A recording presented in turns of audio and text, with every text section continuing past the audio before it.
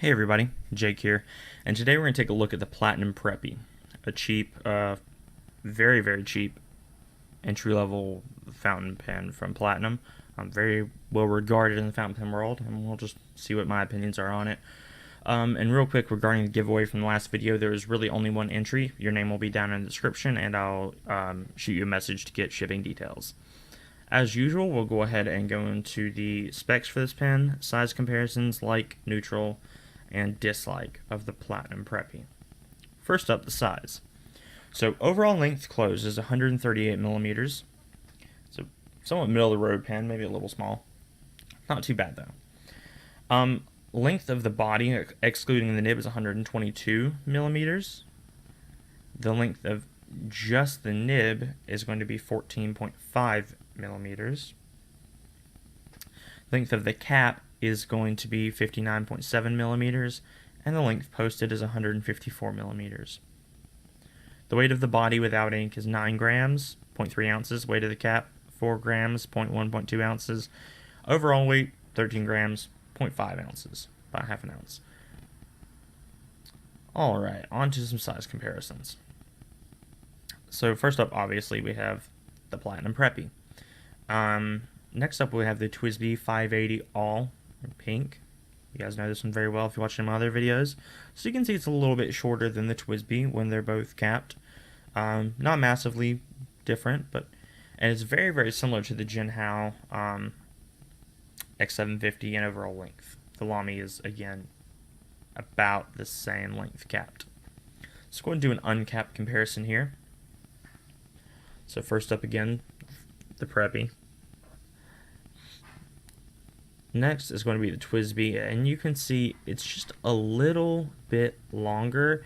It's not a massive difference in the size of the section, but the nib size as well adds that difference and makes this overall seem like a much shorter pen. So here it is next to the Jinhao and the Lamy as well, and you can see it's shorter than the Jinhao from nib to the back of the pen. And again, this isn't a super small pen. This is one that I prefer to use posted.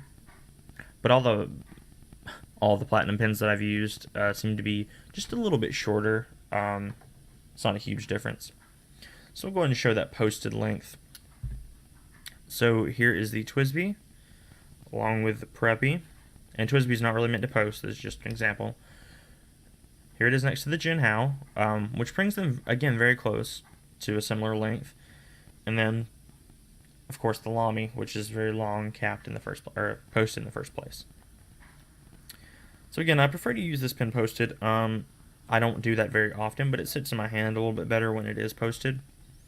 Let's go and take a look at the things I like about the pen. First up, the price. This is $3 to $5, depending on where you get it at. Super cheap for a reusable, decently built fountain pen. There's some issues, definitely, we'll go over those, but the price makes it very approachable. Next up is the build. So despite this being a completely plastic pen, and not like a nice plastic like an acrylic or a celluloid or anything like that, just plastic, it's built fairly well. It feels somewhat durable. You could definitely crack or break it, but it feels very solidly made. There are no seams from the injection molding or anything like that. So it surprised me, honestly, how well it was built. Next is the cap seal. So you can see this little seal inside the cap. It just helps to keep the nib from drying out, which I found in my experience did work fairly well. And it's just nice something to have at this price point. I didn't really expect it a whole lot. Next is the fact that this pen can be eyedropper converted. Because it is completely plastic with no metal parts apart from the nib, you can actually fill the entire barrel of this pen with ink up to the threads after applying silicone grease, etc. If you guys are interested in a tutorial for that, let me know and I'll put that up. It'll just take a few minutes. But it gives a very good ink capacity, and because it's clear, once you remove the labeling, if you want to, it can make a very nice demonstrator pen. So that's something nice. Next up is the grip. The grip is clear, completely see-through, and you can see the ink kind of working its way down in there, which I find very aesthetically pleasing. So I enjoy that quite a bit. Next is the fact that it posts very deeply. This pen's a little bit short, uncapped, but when posted, it comes up to a nice length. And because of how deeply it posts, it doesn't add an absurd amount of length to the pen. You can actually post up to the cap seal and just a little bit. You can give it a little push, and the cap seal will go up a little bit. So it'll give you a little room. And it posts very, very securely as well. All that should be obvious with how deeply it posts. Next up's the size. Just a decently sized pen when posted. It's not huge. It's fairly light, very easy to toss into your pocket, and at this price, it's not something you're going to worry about getting scratched up or anything like that. So I wouldn't recommend abusing the pen, but the size and price make it to where if this is something you want to carry around with you every day, you most certainly can do that. Onto the things I'm kind of neutral about in this pen. First up's the flow. This pen writes a lot drier than I would prefer. And now it might just be mine, but it doesn't help the nib, which we'll get to later.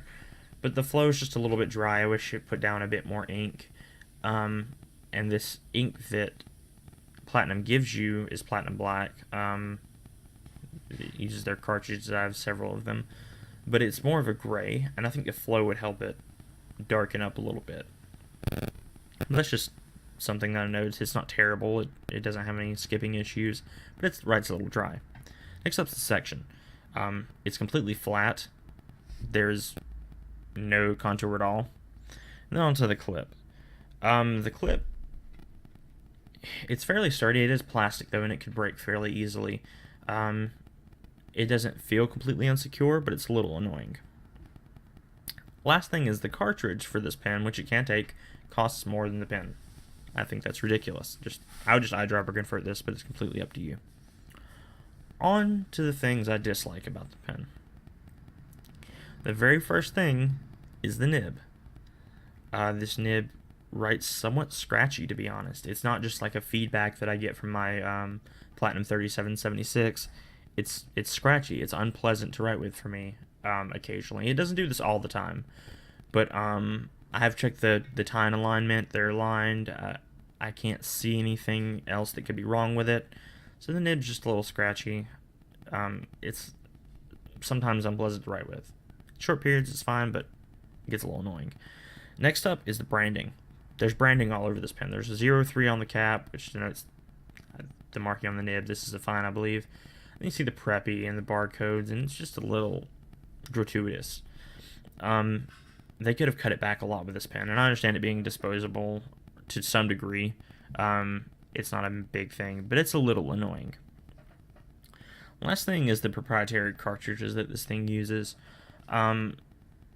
If it were a standard international converter cartridge, you could find a standard international converter, probably a 10-pack off eBay for a few dollars. It's not a big expense, but because it's Platinum, now they make really good converters. I enjoy their converters a lot, but they're going to cost more than this pen, which is a little bit annoying. And the cartridges aren't bad. They're fairly large, bigger than standard international, but it's just something else to add to the kind of annoyances that do come with a pen this cheap or a pen this proprietary. Onto the writing sample and conclusions. So it writes fairly well. It keeps up. It's just a little scratchy and it flows a little dry. I'm not a big fan of this pen. But in conclusion, is it worth it? If it's something you're wanting to try out, or you really like a finer nib, or you already have, a bunch of Platinum converters, or you want an eyedropper pen, it's not bad. So in this writing sample, I'll show you real quick just how kind of dry this pen is. But it's not terrible if you're looking for something, kind of cheap to try out. Don't forget to like, comment, and subscribe on the video. Keep an eye out for upcoming reviews. I will be trying to do an ink review soon for you people who have been looking forward to that. Thank you for your continued support. It really is a nice outlet to be able to put up videos for you guys and get comments and feedback and all that stuff. It's really important to me, and it makes me really glad to see that what I'm doing is getting viewed. Thanks, guys. Bye.